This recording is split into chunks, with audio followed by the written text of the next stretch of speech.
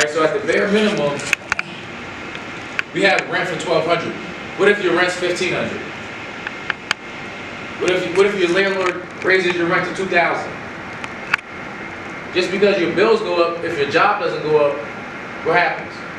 Right? That's when people start using credit cards, start messing up your credit, and that's when people start messing up your life because all of a sudden you don't have enough money to take care of what you need to take care of.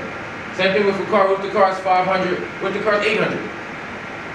What if something happens to the car, like the tires go out, the windshield cracks, inspections, insurance, right? Same thing with food. Usually food's $2.50, but what if the price of food goes up?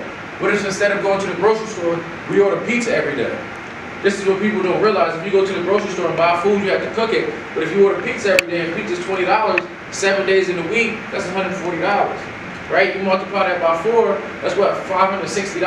That's way more than groceries, but it's easier to just order pizza. But again, if we plan this thing out and realize, we're on a budget, we can't afford $500 for food, we have to go to the grocery store.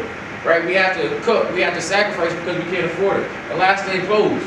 Right? A lot of times people spend a lot of money on Jordans, on Yeezys, on very expensive stuff. And hey, it's your money, you can do what you want. But again, it's a budget. Because if I can only afford to spend $20 on my clothes, there's nothing wrong with wearing Walmart. Right? But again, people try to live up to this thing called society, the pressure society puts on them, and they'd rather spend $1,000 on clothes than spend $20 on food.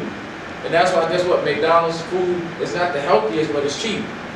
Right? So you'd rather eat cheap food that's not good for you because you want to wear expensive clothes.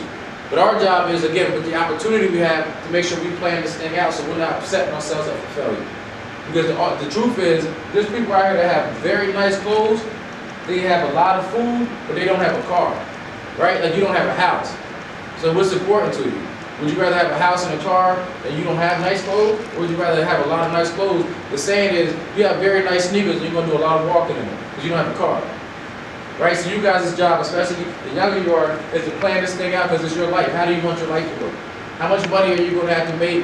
How much of this stuff in your life going to cost? You're going to be materialistic and spend a lot of money on other things, and you're going to try to save and invest to make sure your future's good. It's up to you.